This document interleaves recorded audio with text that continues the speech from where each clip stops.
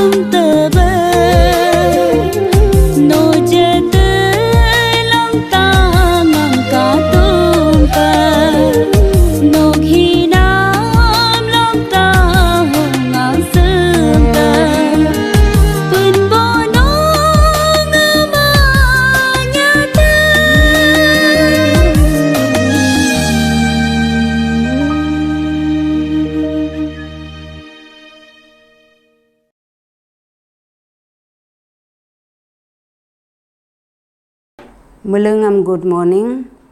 Otu chopun bo isoram ngo pailen cho halpat na. Oga so oga lyug bo sam kam ngo pailen cho halpat na. Oga nul mulu tak tan bongam pailen cho hal ngo paden. Sorga ngulaga tugu pui tadinam se. Tribute of God's character halbenam soga ngo agam komum gogo taina. Attribute is related to everlasting to everlasting. Hoga samula kai kam Exodus chapter 3 verse 14 songula kai kam si bengama I am who I am. Samula kai kam pun bongo utu ho kam dopa hoga sija kam dodo hoga kol godam do tai ngula hal kapa gado. Oga sog uraso God attribute sog uraso ngo agam gomum go tesmedo sog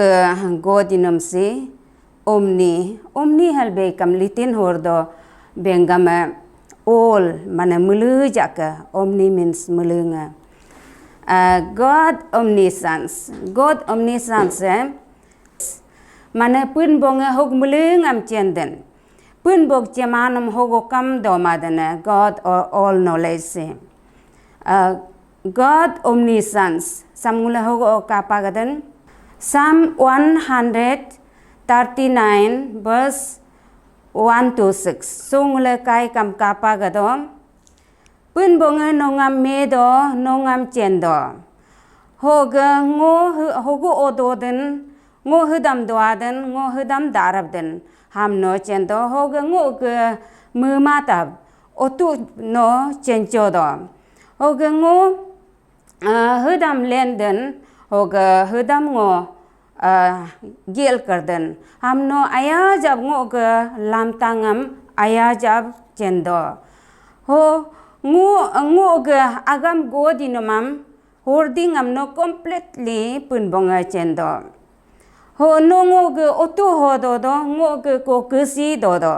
koi bo dinar party ho ni akam bo laga ai go koi bo ni laga ngula ulail dinar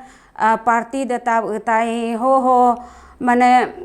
lokon arrange ma do dinar party ho 200 go oga 150 go item go arrange ma do o das kam ai go item lusa item do hoga tuse kam lusa tuse dotai ho olo ho ge andar olo ngulak deka maname dotai aru ngulak tuka maname dotai ho alam kanama mana besi tunam kam besi tungam aru sunam kam sungam denam kanam kam kangam heb jakam hogo he ngulak physical ngulak gaso gab ngulak kata madan ham ngula overcome madba ham ngul demado yedo ho ham ngula nal dala nan do ngulam pun bonga ala akam jipa ngulam mula mamdo nguluk dumpong am jipa hoga hangam jipa hoga anyi kam kala namdo so sam dain ma tuin ma heb mula nando jipa ho kam he pun bonga chendo hoga pun bonga ho hara ngulam present ma do hablis jakam ngulag lagalo temptation ai go hado heb kalam temptation achu kangam bonga hatai achu dangam bonga hatai hoga ho ngula achu kityaba ngula ho giri duko heb ma ngula ham overcome madu yedo ngulag pun bonga hogo jakam ngulam chendo hoga second point God omnipresent. God omnipresency. God is everywhere. Mana pun bonga hogo ojakam dodo. Pun bodo ma ko do ma do. Pun bonga hogo ojakam dodo. Samula kai kam Psalm number 139 verse 7 following. So 139 verse 7 following. So ngula kai kam kapa gado. Pun bonga no ge ye jal hoga ngo go ule nyotain pun bonga no ye jal hoga ngo no present hoga ngo hogo kele nyotain ngo awla pu hat tol cha ja kam no te do kid ura bolo do jakam no be do do hoga ngo sam nyusunga bengama su khuyale nyok halbendo kid ura bolo ngula do jakam hera bolo do do is pobu yutur olo is pobu dotur olo ngo do jakam no do do hoga gedak dotur olo do jakam no do do no ga alak ngam idak tel yulin do no do ma ko do ma do hoga ngula congregation ka kuma ngula ke gerja fellowship do ka kuma nama ei jak do pa ko do ba do hoga ngula ke room uralo ngula do jakam hera do ba do ngula lam talo udu jakam hera jisu do ba do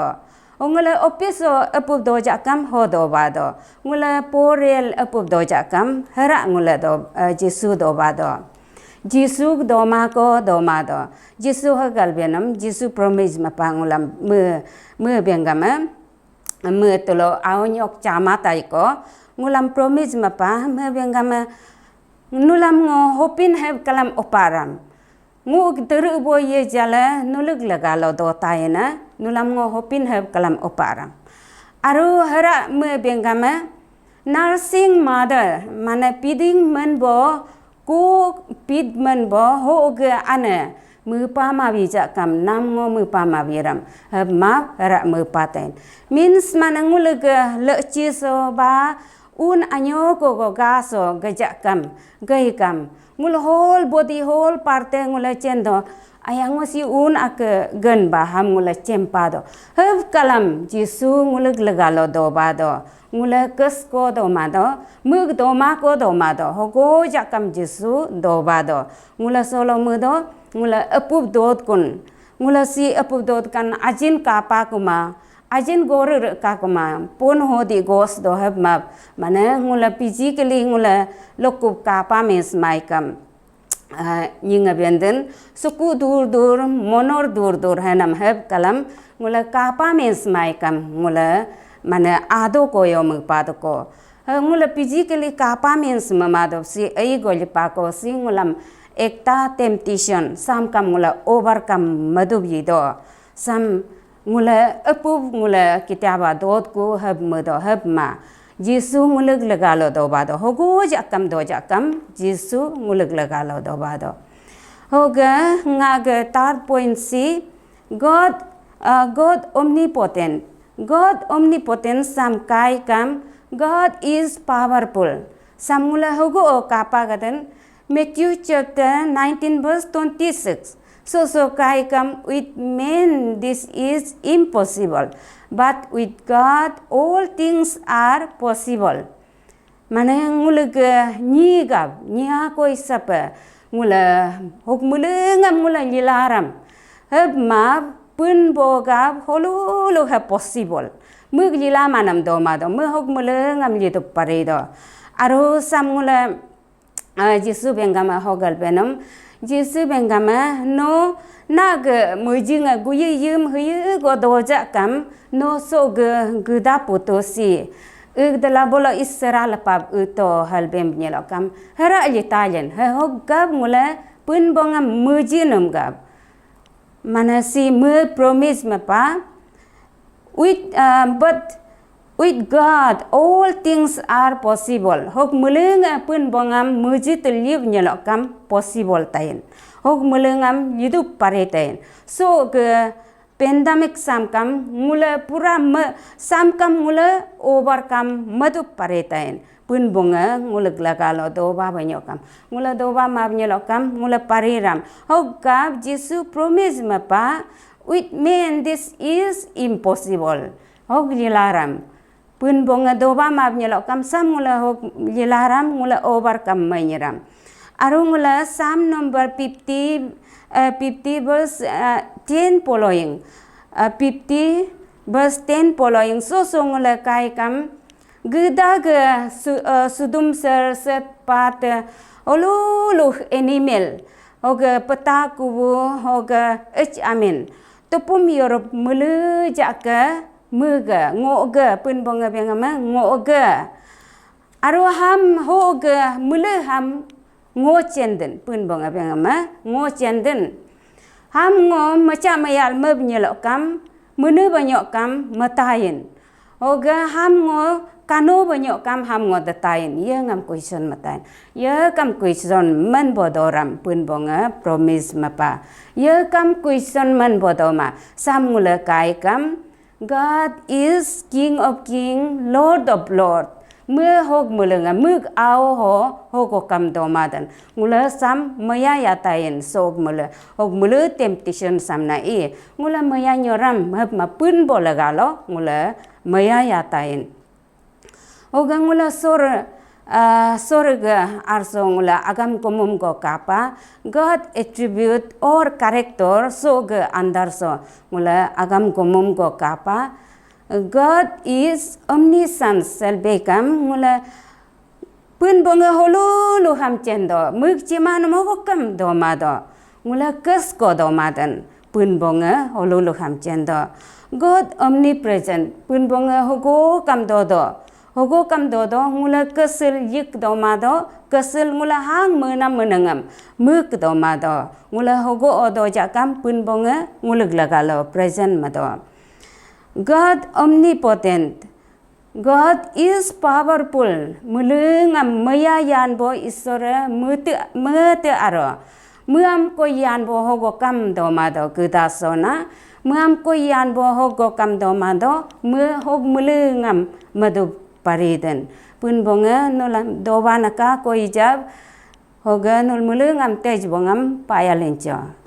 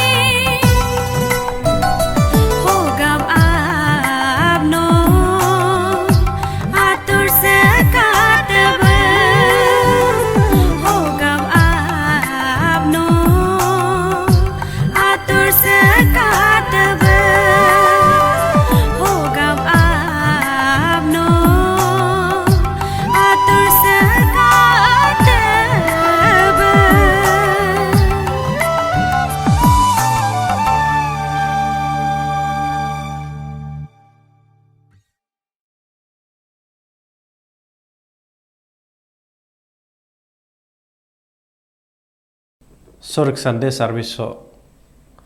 doba melengam participate melengam payalincho non melengam pen bo ava doba naka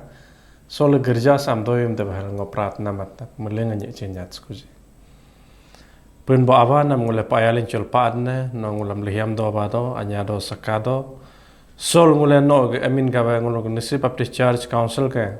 online service am ngule sol kajodor hoge si jadonya hana ko no sakaj pa payalincho nam ngo korne oke pun ba awa solik also ye he participate mapan tugu pui laga pe bemin laga pe hoge talail ye he dolail nam hum do pan melengam no anya sakado batab kal payalincho derebo jesu nam mula ator koden amen